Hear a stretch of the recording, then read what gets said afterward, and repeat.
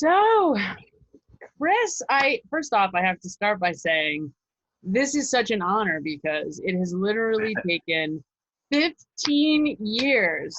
15 years. Like, people don't understand. I'm not fucking around. It has been 15 years since I have wanted to have this conversation with you, and it took a pandemic, a global pandemic, and 15 years to get this conversation to happen. So I don't know what else to say. That's like, it's almost not real. You beat me to it because I literally said that earlier today. People don't When get yeah. 15 years. Almost to this summer, right? I think would Probably. be when the last time we were on the air in New York City. What, the summer of 2005? Yeah, we didn't exactly. The public demand has been high. We couldn't ignore it any longer. That's right. It hasn't exactly been a lot of demand, except that I was demanding that we reconvene since our last time together. And that was on like that. Wait, Chris, the Howard Stern intern news show, if I remember correctly. Big dreams. Interning back then. Yeah. I to be honest, I think I still have that. The recording. I think Dad saved it. Yes. I don't know if you want to do that to yourself. Yeah. Oh, and I would love to. He also has our bits. No way. Yeah, like I think we must have met at the studio and did We met many times. I remember. Yeah. And so I don't know. The only one I always remember is like a terrible bit about it, like summer in New York City, and then we like us laughing 3 minutes because we put the Golden Girls song on behind it. Yes. Okay. Yes. I remember. I'm having vague flashbacks of us at CSB and how it is 15 years. Yeah, it's 15 years. It's crazy. It's been that long. But if you ever want access to that great material. I know. Well, we've certainly grown quite a bit in that time. Yeah. Mods has changed.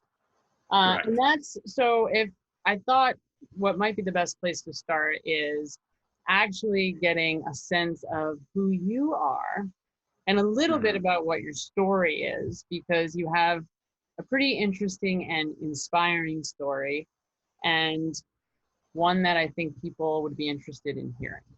Why don't we start with that? From the beginning,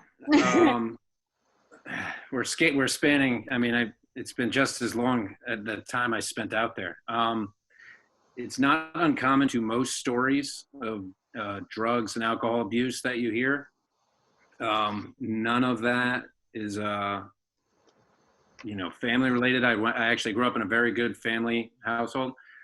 And then somewhere along those lines, I went from total jock to, I guess the classic story of try it once, So I still managed to do all those things as far as school is concerned, go to college. And then when I first went to college is when it started to go downhill, being that I never went to class and just sold drugs the whole time.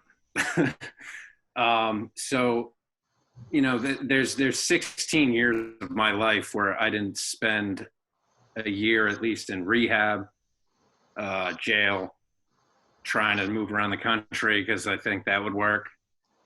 And so the entire struggle was like me giving up on myself in the process.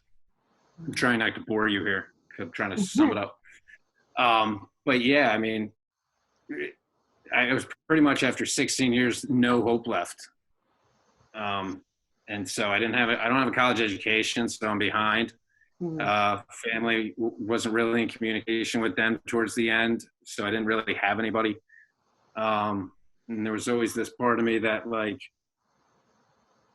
knew I was a good person, but I couldn't hack it. All the help that was offered to me I wasn't open to it. The obsession that you have was greater than anything. And so it's, I had many long-term rehabilitation stints, Mhm. uh, lots of time and money spent, and the end result was just me being homeless Mhm. and jobless. And I think it always ends alone, regardless. Like that's the end point for all, the common denominator for all of us addicts is, you could be in a mansion but you're alone. You could be in, my thing, I slept at Penn Station. That was you know I wasn't alone, but I was Yeah. I I'm gonna was say you're alone. never alone if you're sleeping at Penn State. You know, Yeah, spiritually, yeah, emotionally alone. but it's tough to describe because, fortunately, being on the other end, you get like these flashbacks of like being stuck up and like that kind of stuff, but you don't remember, which is a good thing, right? Mhm. um but yeah, I mean, I feel like that it was almost like a different person, Mhm.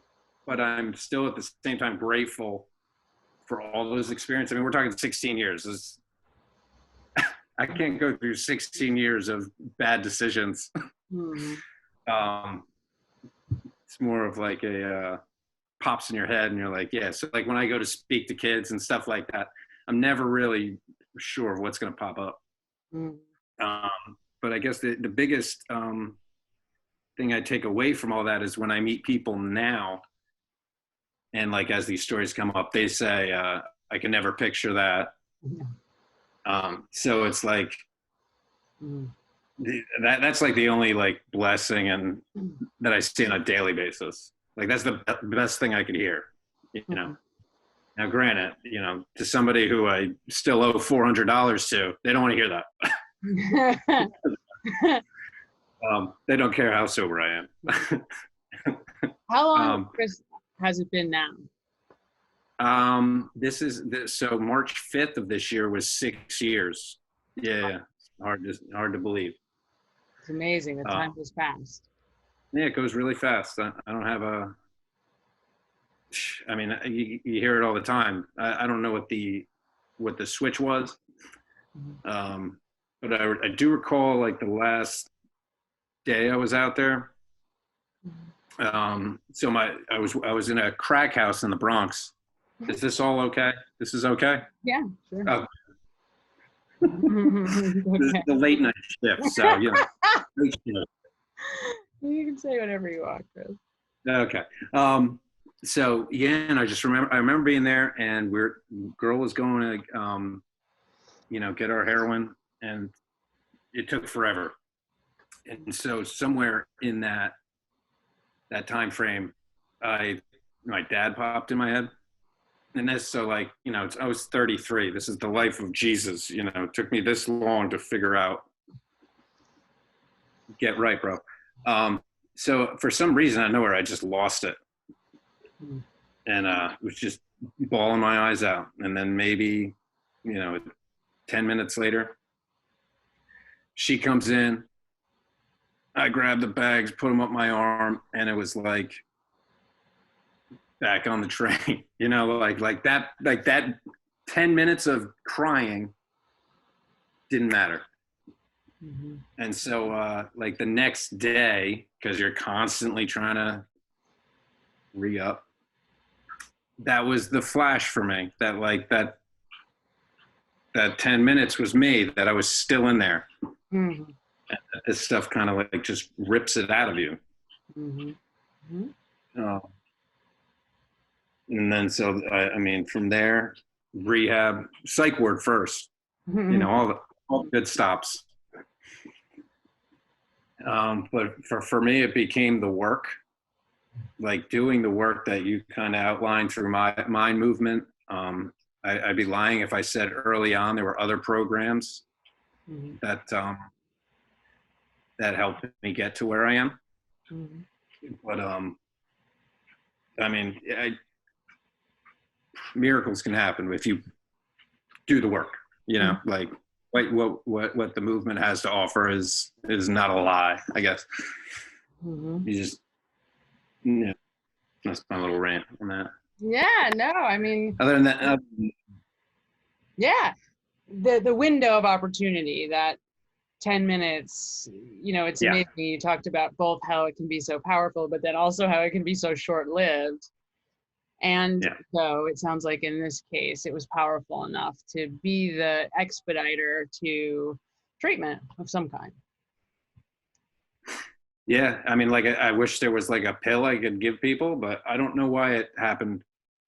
Kind of gives me a leg up in a sense, especially in, in this situation we're going through now. Mm-hmm. I've been through, everything I get to experience now is extra, Right. But, I've seen, I wasn't supposed to come back. I shouldn't be sitting in front of you. I should be locked up or whatever. Mm-hmm. So. Yeah, I completely get it. I think, I too probably shouldn't be here. Probably have had a lot of lives, and it's very hard for the gravity of that to actually sink in. People who have certainly heard my story and stories like yours. I had one sponsor one time sit across from me after listening to me share my story and started crying. And she was like a club rave DJ, and I didn't understand. I was like, "Why is this woman crying? What is going on?" And she's like, stopped me in the mid-sentence and was like, "It's a miracle you're alive." And it was the first time that I ever got that it was an unusual, that my lifestyle had been unusual in some way. I really didn't know. I didn't, because I just always hung out with people who were either just like me or much worse. And so or maybe not much worse, but who were just like me. And so I didn't really know. And it's funny because our relationship has never involved substance abuse at all. Yeah. So even though I was sneaking Dilaudid while we were in the studio at CSB, you didn't know, and we weren't doing it together. Yeah. I mean, it's a miracle that you're like the only person through all of this that I still have the fortune to talk to after all of this. I don't know if that's, again, I don't think coincidences are, of all the people that I've run into from Florida to, here. That's true. So, it's true. Gotta kind of look at the Definitely spiritual fortune. Yeah. Yeah, I guess we didn't really burn our bridge. No, we didn't. That's right. That's probably why we're still connected in some way. I never wrote you. That's right. Or am I you? And we weren't hustling. Right. No. So. But we would be in that fire. We would be in that fire. What do you mean? For sure. Oh, if we were running together, yeah. Well, we wouldn't be here. That's right. We would have been a disaster team. Enough distance between us where our friendship could be saved. That's right. No, I agree with you. I'm really grateful for that. And it's funny because when we ran back into each other, sort of randomly. Yeah. And it was through the networks of sobriety that we wound up reconnecting. So it's been, that was about 6 years ago, I guess, 5 years ago, 6 years ago. Yeah. And again, no coincidence. It was like a week or two after I got out. I had spent 52 days isolated from society. So I got out and I was clean. And randomly you called me out of nowhere for the first time in maybe 2 years, 3 years. I don't even know. It's so weird. It's really weird. I've had the fortune of meeting people through you, and it's been awesome. Yeah.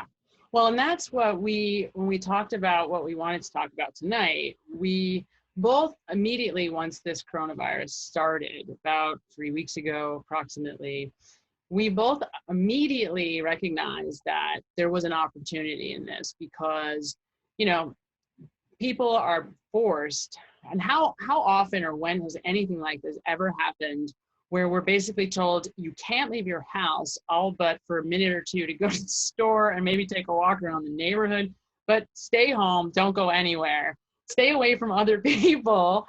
And by the Yeah. way, you have endless technology at your disposal to do whatever you want with it. And not only that, but like professional sports shut down, all of your distractions, all of the things that you normally turn to kind of hide, are pretty much, taken out of the equation, or at least many of them have. Yeah. And so we both sort of intuitively said, hey, there's definitely an opportunity here. And so when we spoke a few days ago about doing this together, you had an interesting insight about where your mind immediately went. So I don't know if you want to share a little bit about that. Well, when this situation happened, the first thing, like I mentioned rehab earlier, and rehab, traditionally is designed like 28 days. Is this what you're referring to? Yeah. Yeah. And so I don't, no longer being a believer in coincidences, as I just said, like here is a chance for somebody who doesn't like who they're being, and I'm not referring to like drug addicts and alcoholics. I'm referring to like everybody. Right. When does your friend who works, on Wall Street get this opportunity to take 15, 20, whatever, how many days off it is? I don't think that's, a coincidence at all. Mm-hmm. You have 28, or I don't know, how long have we been doing this now? 2 weeks? 2 weeks. I think officially 2 weeks. Third week starts Monday, I think. And so 5, we'll say 6, because days off are not days off. You're, like you said, running around with kids or trying to make that money, or, hustling to make your money, or got 2 jobs, Mm-hmm. Yeah. And so where do you find the time to change? Right. Like that rehab stint for me, when I finally took it seriously, was a chance for me to like force myself to be like with myself. Mm-hmm. Like you were mentioning, yeah, we still have our phones and stuff, but we don't have the distractions right now of work, of relationships, trysts, whatever it may be. And so the idea of change in our old world, which sounds weird, that it was too like, you couldn't really tackle it, the way I was afforded to in rehab, where I had 24 hours a day Mm-hmm. to work on Chris. Mm-hmm. And so what I see now is you have that time. And so I find it hard to believe that everybody goes home every single day and they're like, I fucking crushed it. I was a good guy. Like I don't think that, yeah. Life is great. God. Love everything about it. I just don't think that happens every single day. Like we are human. We all have areas that are like need help, need improvement. Mm-hmm. And in some instances, that's the reason other relationships we have are affected, I think. Mm-hmm. And so, that the period I was in rehab, like I said, I had no choice but to address me, because I didn't have money in rehab. I didn't have family. I didn't have any of those things. And so while I was fortunate to start from scratch, I don't think that is any less of an opportunity for people now Mm-hmm. to work on things that they know they need to work on. You know what you need to work on. Mm-hmm. I know when I'm a jerk to somebody. Mm-hmm. Yeah. And even more than that, so after working for many years in substance abuse counseling and mental health, what I eventually found was that there's a lot of the patterns are essentially the same, that oftentimes we think that we are, that we're in it by ourselves. We think that we're the only one who's struggling in the way that we are. We think we're the only ones that hate ourselves, or we're the only ones that, feel guilty or feel, really ugly or socially uncomfortable all the time, or whatever. I mean, there's very specific, what we call sort of, at Mind Movement, we call them thought disturbances. But ultimately, what I found in working in the field is that they're very common, and they're really like everybody. So there really isn't anyone who doesn't have those thoughts or those challenges. It's just more about the level, like on a continuum, how severe those problems in people's lives are. And a lot of it, we don't realize, like, we're in an achievement culture. And what that means is, like, there's pressure on us from very early on. Like, people think it's about money and material stuff, but it's really more about like winning, like achieving, like climbing this ladder. Because we think that, like, the more we go up this ladder, like, that's where we're going to find happy. Where I'm going to be happy when I finally get the fancy degree. I'll be happy when I finally win this title. I'll be happy when. And what we start to realize as we get older is that there is no end to that happiness cannot be achieved that way. It really has to come from within. As corny as that sounds, there's no shortcuts to finding who you really are and living your fullest self. So you're absolutely right when it comes to, being happy, but, and living the life you want. Most of us are not living the life we want. We're living the life we think we can have. And that's very different, right? In other words, people settle. They settle for what is easy. They settle for what's comfortable. And they settle for what they think they can get, as opposed to what it is that they want. Mm-hmm. And I think at Mind Movement, just having worked in the field for so long and worked with so many different kinds of people, and then seeing that all these people and everybody else that I know that has nothing to do with having any kind of mental health issues, it's everybody and it's everywhere. And Mind Movement was really designed to try to be a support for people who want to change that. Yeah, just not specifically like people like me, for everybody. Like, it could be my brother, it could be Joe down the street. Yeah. Yeah, you've always spoken, and I've mentioned to you the other day, but you say it a lot better than I do, is how, like, we're conditioned for those things as we're growing up. And maybe you want to elaborate on that, because I'll probably butcher it, but like, you're growing up and it's like, all right, sports, high school. Mm-hmm. Right. And then from there it's college. And from there it's, get an apartment, get a job, mm-hmm. get a wife, have a kid, retire. It's like, mm-hmm. Yeah. Where, for what, for me, I guess, from hitting rock bottom and losing out on all that, I realized how little all that really means. Mm-hmm. Mm-hmm. Yeah. I mean, and you elaborate on that much better than I do, but it rings true for me, because it's like, I work with some people that you look on the outside, they have it all and they're miserable. Mm-hmm. Yeah. So, it's people like that too. Like, mm-hmm. Like you said, happiness comes within. Money ain't going to buy it. Yeah. All that material mm-hmm. stuff doesn't fill the gap. Right. And there's plenty of studies that actually look at the relationship between money and happiness. And it's a scientific fact that money doesn't buy happiness. But it's more than just about money. It's,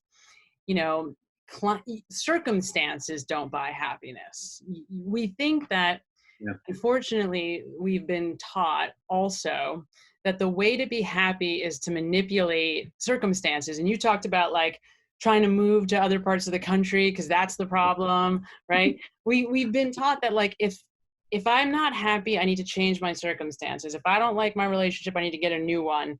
If I don't like the way I look, I'll go on a diet. If I don't like, this job, I'll go back to school. And what we don't realize is that you can't win that way, that it's not circumstances that bring happiness. It's a shift in here. Yeah. It's a mental transformation, really. It's a change in how we perceive, experience, and interact with the world that's necessary. And it's not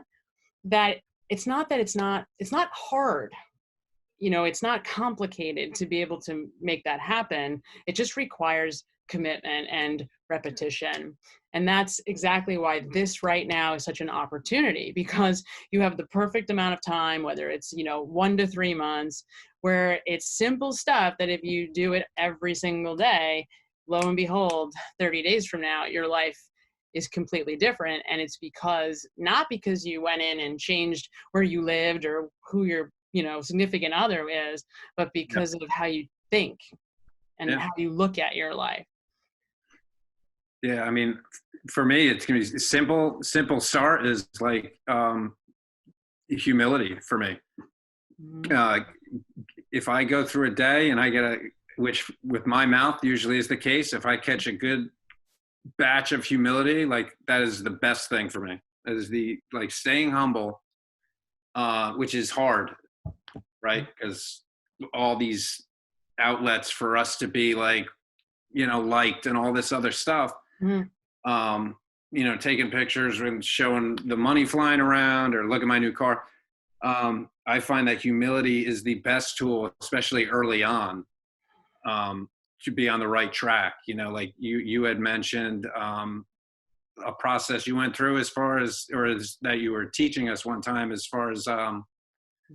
about the world, what you care what the world thinks. That Mhm. is such a huge tool because there's a lot of humility in that. It's like, I'm going to be me. I'm going to put myself forward in a positive light and not be, aggressive.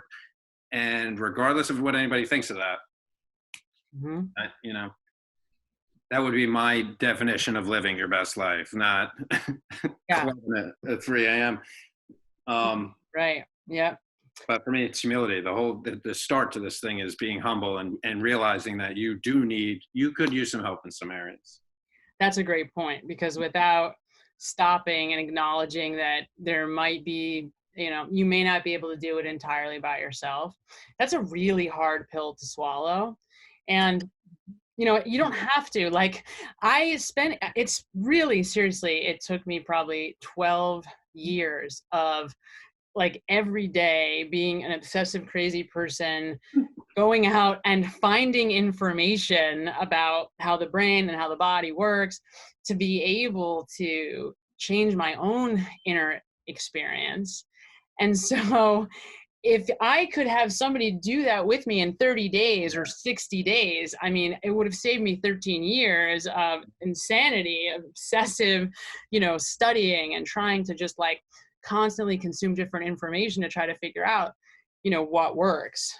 You mentioned that cognitive thought reconstruction exercise, which is a fancy way to say, uh, move your mind quickly, which is an exercise for self-consciousness. And so it's really funny because I used to be so extremely self-conscious, but I thought that I was the only one. So I was like a teenager in high school, middle school, and high school. And I was so paralyzed with self-consciousness, cared so much about what people thought. Like, I would get dressed in the morning depending on who I was going to see that day. And and then I wouldn't be able to open my mouth around certain people because I was just terrified of what people thought. And then as I got older, I realized that, like, oh, joke's on me. Everybody, like everyone around me was feeling that too. Yeah. And I'm like the asshole who thought it was like just me. And in my own world, it's like being in prison. It's like being in hell because you're so anxious all the time. And so as an adult, what I learned, I was probably 23 in my first graduate program when I learned that I had that. When I realized that I was that self-conscious, I actually realized and could hear that voice. And I learned this exercise, which is a simple way to pivot from your thinking about what other people think, which I love. It's an interesting phrase, and it's super simple to remember, right? Other people and what they think of me is none of my fucking business. Amen. Amen. And the fucking is important because it catches our attention. The way the brain organizes around swear words, we're designed, when we hear the word fuck, we're designed to pay attention. So it grabs your attention and then it reroutes it somewhere else. And literally, if you just do that every single time for the next 30 days that you start thinking about what somebody else is thinking about you say it over and over and over again, unrelentingly, in 30 days from now, it will go away. You will literally no longer think about what other people think. And it's crazy because you're like, no way, I've been doing this my whole life. How could that be? Well, that's the nature of the brain. If the nature is the brain is all about efficiency. So if it thinks that it's got to wrestle, you're going to wrestle it to the ground all the time. it eventually is going to say, you know what, the path of least resistance is just not going down that road anymore. So I'm not going to go down that road anymore. And it just stops. It stops so abruptly that you don't even remember you used to do it. I mean, it's really bizarre, actually. Yeah. And that's how change actually is in a lot of different ways with the brain and the body. We make change and we almost can't even remember who we were before because it integrates. Yeah. Like I was saying earlier, that old guy, I don't, it's like he was a different dude. Yeah. Yeah. Yeah. So the joke's on us because we really don't get that we're not alone, that when we feel anxious, when we're worried about other people think, when we don't feel good enough, right? It really does all come down to a self-esteem issue. And as corny as that may sound, it really is about not feeling like we're good enough. And because, you know, we've been trained, like you were saying, to sort of compete with one another at this achievement, like compete with our peers. All right, well, did they graduate yet? Or did they go to grad school yet? Or did they get a better job than me? Are they making more money than, you know, we're always judging our sense of value based on these, you know, these external variables. But the reality is that even when you have all of those external variables, you don't feel the kind of happiness and satisfaction that you want anyway, because you just keep setting the bar higher and higher. There's always something else. Right. Yeah. And so, and that's not to say, and this is something that is really important to me. I want to make sure people don't misunderstand. I also love stuff. Like I like things and I like nice things. And I don't believe there's anything wrong with wanting nice things. And I've been to a lot of colleges and have a lot of degrees. And so it's not that I'm saying that wanting to achieve is bad. It's just that when you need that in order to feel okay about who you are, you end up feeling very, you know, lost. Mm. You wind up feeling very lost. That kind of ties in. So, because you were just mentioning how it's okay to like things. Yeah. And so it ties in with something that I still kind of even struggle with is it's like the morality as it pertains to like your job and then your life. So I work at a bar. Mm-hmm. Did work at a bar. The old days. Yeah. As of 2 weeks ago, that's a different game, obviously. But so like every third drink or every other customer, there's a new situation. And I think some people might be like, oh my God, how do you not drink? You're sober and you work at a bar. I hear it all the time. Miracle of this process. Don't even think about it. Side point. Anyway, so every situation that I'm in is like another opportunity to kind of live this thought process and this and this life of humility and spiritual growth. Mm-hmm. So I have somewhat control back there, but in a lot of jobs, doing the right thing is not validated. It's not, like rewarded. Yeah, exactly. And so I struggle, and maybe you could have some advice, is where do you draw that line out? Because it has to be you, and you're you at home and you're you at work. Mm-hmm. Struggle with that so bad. Because yes, in that restaurant industry, people are impossible. And in all my years at this particular place, not one instance, but that's not to say thoughts were brewing, and so what is the right step? How do I, because sometimes you have to be tough in your job, and that could affect your spiritual self, so I don't know if you want to add to that. That's you bring up, maybe the most important point of all in a way, because what ends up happening when we're very achievement oriented, we're always looking at what we want that we don't have. And what ends up developing is, instead of listening to what our inner self is saying it wants. So it would be like an easy way to think about this. Let's say we're 7th graders And I've played in the band my whole life up till 7th grade. But then I get to 7th grade and I make a new friend and she says it's not cool to play in the band. And she wants me to go smoke cigarettes with her, right, on the railroad tracks.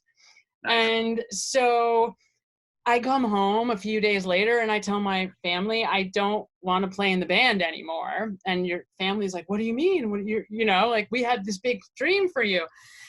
Even though I may have really enjoyed it and wanted to do it, in that moment, I made the decision that something else that I wanted but didn't have was more important at that moment than this thing that I also wanted. And of course, as an adult, I recognize I could have kept and done whatever I wanted.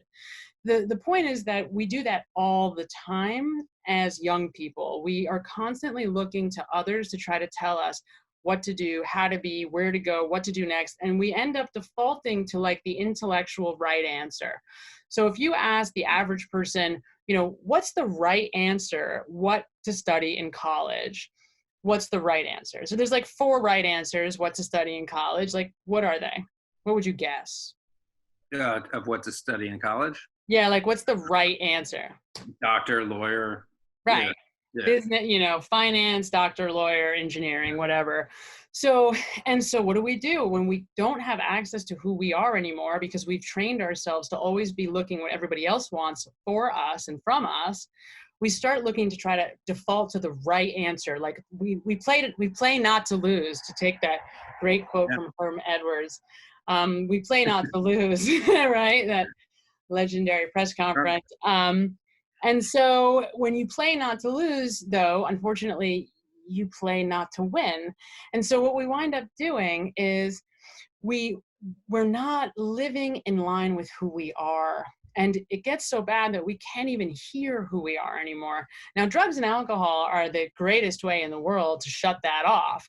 So, you know, if you've ever, you know, gotten drunk at a party and done something that you regretted, then you know this all too well. And with a lot of years of substance use, essentially at the end of it all, you feel like the lowest form of life on earth because you've done a lot of things that aren't you and that you wouldn't have done if you weren't fucked up. So this is the long way of saying you cannot run from you. Mm-hmm. And all day long, we have an inner compass that is telling us which way to go, what's okay with us and what's not okay. And we're confronted with it all the time. We just oftentimes ignore it. And so at Mind Movement, we talk all the time about alignment, which really comes through practice. So in order to hear your inner voice, you have to slow down, stop being on this crazy achievement ladder for a minute, and actually listen to who you really are. And that's over time who you really are and what you really value and what you really want, what you really want, not what somebody else really wants, not what the right answer is, starts to emerge. And that's how you would find the answer to that question. So the answer to the question really is, you already know the answer. It's just a matter of getting honest with yourself. Yeah, I mean, it's crazy you went that route because my next lead was going to be like, I've always trusted my gut. I've learned that my gut, like that's my spirit, you know? So it's funny you just went right there because that's what I have been banking on is to, you know, what I got back from following this path is myself. Because I know even when it's, you know, you were saying like material stuff, you know, you might not win the car. But I feel good at the end of the day knowing I made the right decision. And I didn't have that. I didn't, you know, when I'm shooting dope, I'm not listening to what's right. I'm wondering what time Home Depot opens. You know what I mean? I do. Yeah. So to get that's what I search for. You hit it right on the head. Yeah. Mm-hmm. There are things about that kind of lifestyle that are a lot easier too, because it's much more simple. knowing that tomorrow I get to wake up and all I have to worry about is getting to Home Depot or to just find the dealer and get the money, whatever it is. Yeah. There's something that's easier about that, because being able to really confront yourself and know who you are, and slowing down enough to really look, is terrifying, especially after years of not doing that, because we all know. I mean, the truth is we really do know. We do know to some degree whether we're on the quote right path, whether we're with the person we really love and want to be with, whether we're in the job that's really the right job for us. It's just that it's hard. It's hard. It's hard to stop and actually make the right decisions, because it has consequences. And so, and it's a constant learning. I mean, that's the other thing about the situation that we're in that I immediately appreciated. There's just been so much learning that's come out of it, and certainly not because that's what any of us wanted. Yeah. But, that's life. Life is a process of learning how to handle these difficulties, and continually, like you were saying, learn to listen to your instincts so that you can have the life you ultimately want and deserve. Yeah. Yeah. And like you were saying, that, I mean, that one's not necessarily filled with, white picket fences and whatnot. It's just, I guess that's to each his own when it comes to that. Mm-hmm. You also mentioned the gut, and I think it's really intuitive, because it's true. We tend to think about, like, we talk about our hearts all the time. We talk about our mind and our hearts, but there's actually a third entity altogether. And it's really like where your real voice lives. In fact, so much so that now we know that there's almost like a third nervous system, and that is the direct line between the gut and the brain. So we now know that there is a direct relationship. And that's why people will often, when they get anxious, they get sick to their stomach, or, the stomach is often an emotional center for us. But it really is where our instincts lie, or where our truth lies. And so when you're not sure, if you stop for a moment and ask yourself, what is my gut telling me?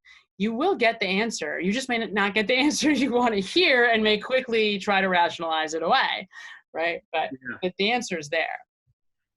Yeah, like I feel like you'll find your motives down there.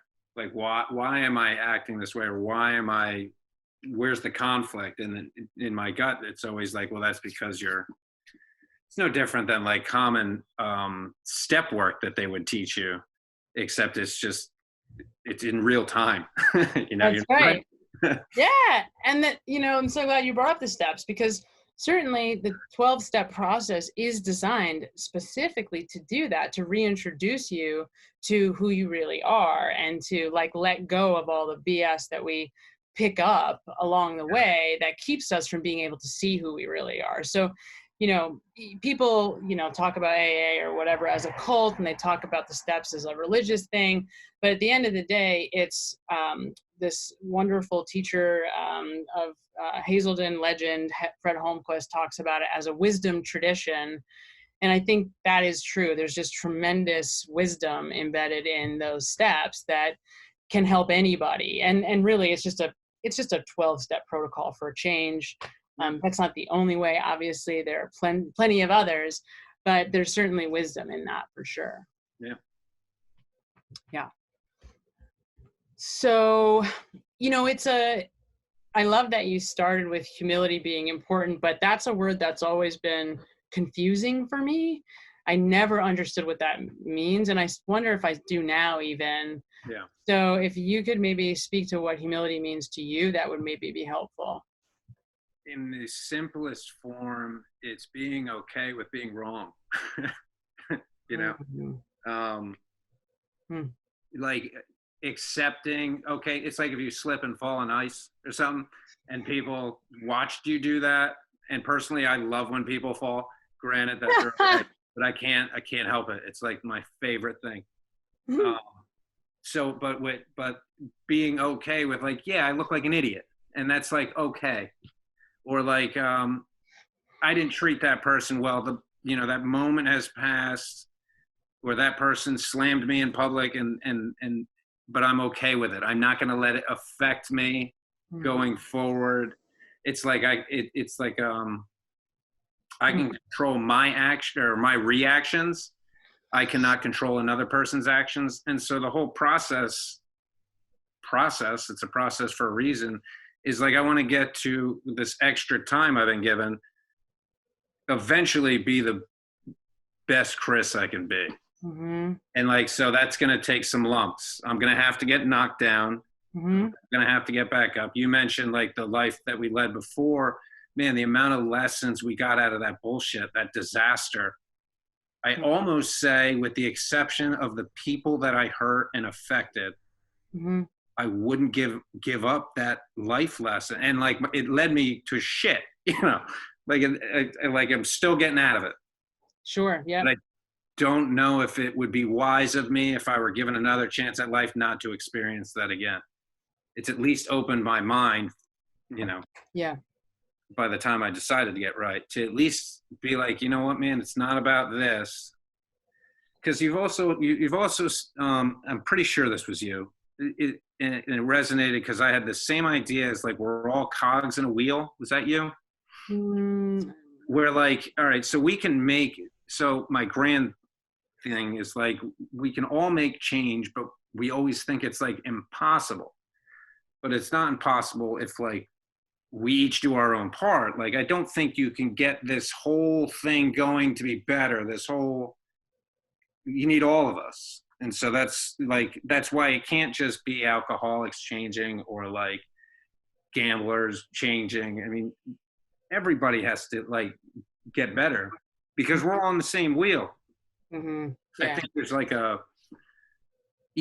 like an equality to this unfortunate disaster that I would hope people could tie in. Like, this thing don't care, whatever it is. I'm confused as everybody else, but yeah. Yeah, that's it. Yeah, no, so service, I mean, two things struck me when you were talking just now. One, that service is such a big part of humility for me too. And my instinct, since my life has changed so dramatically and have been fortunate enough to make it out of all of that insanity, alive and well and healthy and in a position to be able to support other people in changing their lives now. What strikes me is two things. One, I take that for granted every day. And because it is such a big part of my life, and mind movement and caring very much about helping other people is the center, it's hard for me to really appreciate that a lot of my friends and family and loved ones are still out there. Mm-hmm. And I've lost a lot of people along the way, and we've all lost a lot of people along the way. So there's plenty of people that don't get out and that haven't gotten out and are still deeply in pain and suffering and they see their substance abuse as their medicine. They don't see the reality. They don't see that it is the thing that needs to change first and foremost to get where they want to go, which I empathize with. I'm not judging that at all. I mean, look, I get it. Better than anyone, I get it. But it's so painful when I stop and I think about all those people and the suffering that they are still enduring. And that's one of the things that keeps me desperately trying to help as many people as I can, is just knowing that if I had the right information at the right time, maybe my life changes earlier. And had I not had the right information, right? And had I not had the right information when I did, I don't think my life changes at all. Yeah, I agree with you. Yeah, I think it's you got to go through the whole deal. Mm-hmm. Yeah, but it very much is about all of us, right? And about personal fantasy of mine, you can call it. But I mean, you always see people, and I'm not against people making statements and marches and stuff, but it's not just about that. It's like, okay, when you go on, you can do all that, but then you get on the subway and then tell a pregnant lady to go piss off because this is your seat. It's like, that's not change. Okay, so you're changing one thing, but you're not changing the you part. The you part is the important part. Right. Yes. But I don't think any of that. I don't think you can do it alone, and I don't think that. I do think it has to. Most importantly, it has to start somewhere, and that is with you. It can't always be like worrying about the other person. You would, I think you brought something up the other day about, I guess some people in A were disturbed about liquor stores being like a necessary. Yes. And Then so the liquor stores have stayed open through the pandemic as yeah, a necessity of life. Yes. and so it's for, it's only I connected with A because that's the channel that it was heard from, but it's Right. it's like what does that have to do with, like, don't worry about, like the greatest sponsor I ever had always said, they can't, or they can, you can't, so let them. And like God bless his soul, man, he's awesome. That's But like we throw ourselves into these like battles that aren't even ours. It's like, keep it here. right. So, and the thing is, whenever I am expressing dissatisfaction, anger, whenever I'm looking out at other people with a lot of fire, and Yeah. I'm pointing out something that I hate about the world, Yeah. about other people, the problem is that it's always about me. And I know that that's annoying to hear, because we would all agree that there are bad things going on in the world and bad people. Yeah. And I'm not sort of saying that anybody gets a pass. What I'm saying is, when I am experiencing a lot of really intense emotion, for Yeah. example, I'm angry and spewing prejudice at somebody, or I'm angry and going on a rant about how someone doesn't open doors for me when I think they should. The problem is that it's not, unfortunately, although, again, we might agree that we all should hold doors, but it's not about that. It's about something within. And so if you know that you're somebody who's always pointing out all the things about the world, that if they would just change, you could be happy. Yeah. You got to know, we call that at Mind Movement the victim mentality. And what that is not that the poor me's. What it means is that we have been trained to think that the only way to be happy is to manipulate the circumstances. In other words, for me to be happy, I need you to take out the garbage when I want you to. For me to be happy, I need you to give up your seat on the subway. For me to be happy, I need you to walk faster than you are in front of me. Yeah. And the problem with that is, obviously, we have no control over how fast or slow someone on the subway or on the sidewalk walks. Right. But if I continue to need all of that to go my way to be happy, then I'm going to be one miserable motherfucker most of the time. And that's what happens. So what we teach and really encourage is what you're saying, Chris, is to focus on me and what I can control. Yeah. And what is my responsibility, what is in front of me, and what does not concern me and is not in front of me is to let it go. Yeah. A great spiritual teacher really has one bit of advice that she will reiterate to me every time I see her repeatedly, and it's just simply drop it. Drop it. And she'll say it 100 times in an hour, and it's like, of course, right? She's just, yeah. Eat a sandwich. Right, like, yeah, eat a cookie and smile, like, let it go, Sam, let it go. So does the blame game fall into that same? Does the blame game fall into that thing that you were talking about? Of course, because look, why do we blame somebody for something? It's not that we're giving anybody a pass by not blaming them, but what is blame about? Right? Oh, you're asking. Yeah, no. Yeah, when we blame somebody, what are we doing? I mean, taking take the onus off ourselves, I would imagine, and putting it on, on somebody else. Like my only relation to it would be like, the only reason I got arrested is because the cops were at I was wrong time. Right. Like, bad example, but or I recall I can only imagine. Yeah, so yeah, I don't know how to word it, but that would be my personal attachment to the blame game, just off the top of my head. Yeah, and not taking responsibility. The other part where like people would blame this whole, they finally had a good Tinder date on the 13th, and now this. But they're real about it.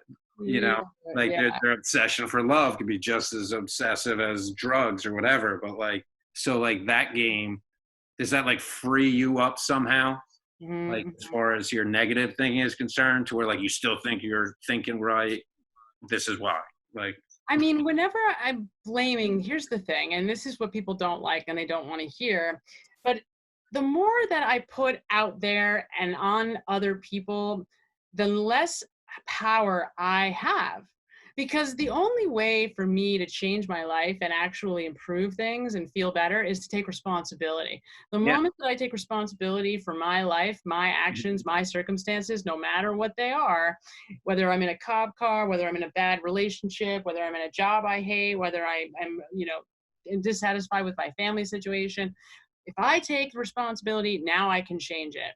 mm, And that's the key. People don't understand. When you put the onus on everybody else and it's yeah, everybody else's fault and it's this person's fault and that's politician and this world is going to shit and everything is, when you play that game, you are saying, I have no power. I am always a victim. And I am now expressing my dissatisfaction with the fact that I feel powerless all the time, and yeah, that is the ultimate victim stance, which is the reason why yeah, we call it that. yeah. No, that makes sense. Clear. Yeah, and so really, it's not about calling people names. It's about helping encourage people to see the value in taking responsibility. Because as soon as I say, "Hey, wait a minute, I did this," now Yeah, I can change it. yeah. And I don't like that. I can change it. Right. Yeah, Yeah, and that's really powerful. It's, you may not know how to do that yet, but if it's yeah, my fault, I can change it. And look, nobody does it on purpose. We don't get ourselves into situations that we're not happy in because we're bad people or because we're malintended. We think we're doing the right thing at that time, or at least we're trying to get to some place that we think is going to feel better. It's going to make life better. The yeah. problem is that we are given a lot of bad information from the start. And when Hmm. you're playing with false information, which is a Yeah, whole other conversation that's very long, but when you're not being told what the reality of the situation is, then you develop a lot of unhelpful habits and misinformation that it isn't going to help in this effort to improve your life and to feel hmm, better and be happy. So, everything we do is about all of this, and it's a full-time operation to change your life, right? But to make it as simple as possible, the one place, the starting point, right? You've got to slow down. You've got to start to know what's going on up here and stop looking out there. mm, Forget about what everybody else is saying and doing and start to listen to your inner dialogue, because until you're able to hear this narrating that's going on all the time, you don't really know yourself. And until you start to really know you and slow down and quiet down enough to actually hear it, you have no power. So it's really about, we talk about being in the present at Mind Movement. We talk about slowing down. We talk about breathing and meditation and yoga and movement. And all of that is really about giving you the ability, giving you the power to start to hear your inner dialogue. And over time, start to be able to make it more and more malleable and to be able to essentially paint the life that you want, one step at a time, with your focus, and with a different perception and interaction, mentally, emotionally, and literally with the world. mm.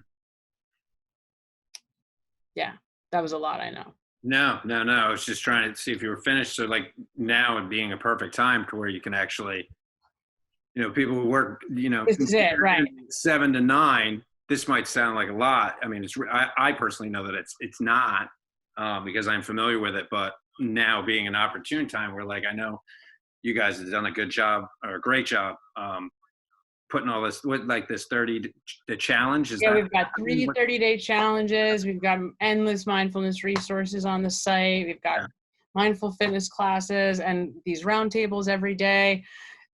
Ultimately, it's all about giving people information that's practical, that's simple, and that is valuable, that can help you change. yeah. Now what about, Ended, so Chris. what if what's up? Sorry, I know we're out of time. Oh, all right, sweet. Sorry, no, wait. Go ahead. What were you going to say? I was gonna. So for the people that just like jump on, Mm-hmm. they like nibble at it consistently over the next whatever period, and Mm-hmm. obviously willingness be one of them, but they will certainly start to see results from nibbles, or would you encourage them Oh to yeah. Yeah, I mean, like, oh, I don't have this time, so I'm going to try the yoga and hang with that. And then, yeah, maybe time for yoga, I can nibble on this, and they'll still see like powerful result. Yeah, yeah, I mean, you got to start where you are. So you're better off starting wherever you are with something than not starting anything at all. agreed. So, it is a process. And for many people, like yoga is the entryway. Just Yeah. doing the exercise of yoga can be the entryway to their understanding of these concepts and principles. For me, obviously sobriety and 12-step stuff was sort of the real doorway. But beyond that, it was meditation. Hmm. And meditation is definitely the most critical, the most bang for your buck. So if you don't have any time and you really want to facilitate and expedite the process of change, 15 minutes a day of some form of meditation, even if you start with guided meditation, is the right answer. It's the answer to the question. Yeah, cool. Yeah. So thanks, Chris. This is so fun. I'm so glad I got a chance to do it. I didn't even get to go through all our stuff. That's good. Yeah. So, we'll meet again. Yeah. We'll be here again next week. All right.